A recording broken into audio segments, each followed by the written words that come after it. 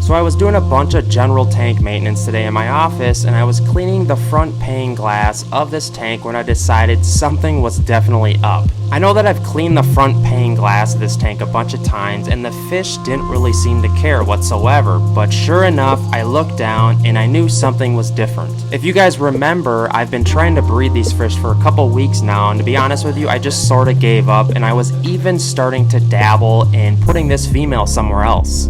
Lo and behold, as soon as I started to give up on breeding these fish, I looked down and there's eggs inside the tank.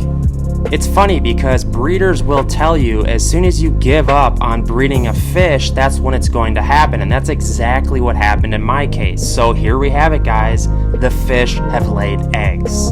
So here's the thing, guys. I remember telling myself I wasn't going to raise these fish, and I even said it on video. I was just flattering myself to see if I could get these fish to breed, and sure have it, they have bred. Now I actually want to see if the eggs are going to hatch though. That's what kind of sucks, but by then it's too late. So here's the recipe that I went through for breeding these fish. I removed a bunch of the gravel because I told you guys I thought there was too much of it. I still think that there's too much of it in there, but I took about half of it out. I then added a heater and raised the temperature to around 82 degrees Fahrenheit.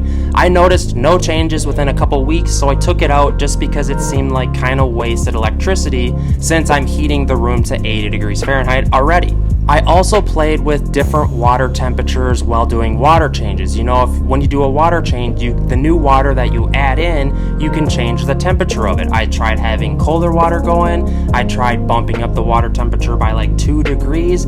I literally saw no difference in the fish, and to be honest with you, it was almost like the male was just trying to kill the female, and that's why I went ahead and threw that pipe in there. But otherwise, I did nothing. Literally, I kind of gave up.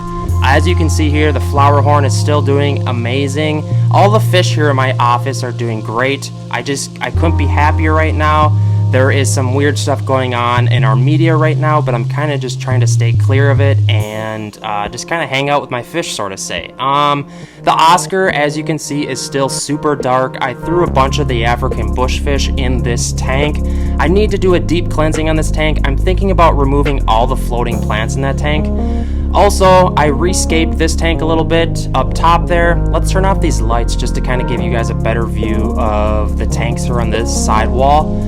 But yeah, guys, life is great. I'm thinking about removing all these floating plants from this tank just because it's kind of a hot mess as far as cleaning goes, and I'm getting sick of cleaning up all the debris from the floating plants that happens.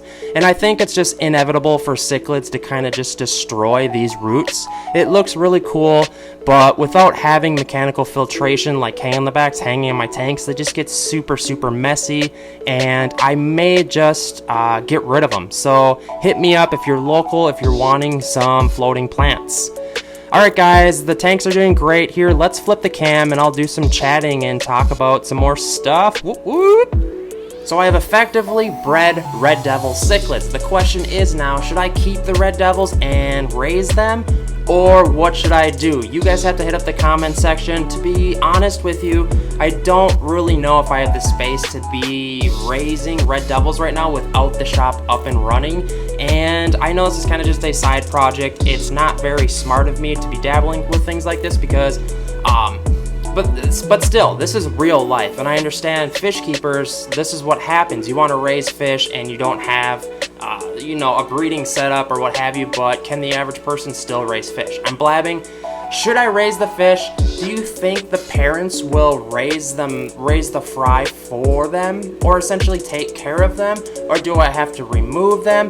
Let me know in the comment section what you would do if you were me, if you would just let nature take its course. Do you think the parents are gonna eat the young? This is their first yield of fry essentially, and I'm really excited, but I'm still kind of nervous. I told myself I was just going to flatter myself and take the eggs and remove them if this was to happen, and just kind of prove it on camera that I could do it as like a cocky, boisterous clown kind. I don't know.